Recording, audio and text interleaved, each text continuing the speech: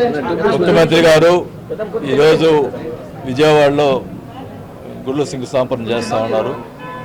మరి గత ప్రభుత్వం ఏం పట్టించుకోకుండా ఉన్న పరిస్థితుల్లో ఈరోజు ముఖ్యమంత్రి గారు గుళ్ళ విషయంలో చొరవ తీసుకొని కొన్ని వందల కోట్లు ఖర్చు పెట్టి ఈరోజు గుళ్ళు శంకుస్థాపన చేయడం జరుగుతూ ఉంది.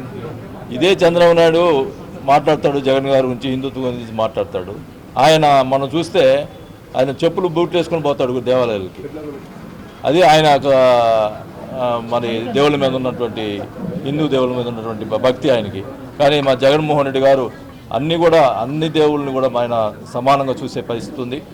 అందరూ కూడా సమానంగా ఈరోజు రాష్ట్రంలో ప్రతి ఒక్కరిని కూడా ఎలా సమానంగా చూస్తున్నాడో, పార్టీలకు అతీతంగా ఎలా మరి చేస్తూ ఉన్నాడు. అందరిని కూడా మతం అనేది, కులం అనేది ఆయన పట్టించుకునే పరిస్థితి లేదు.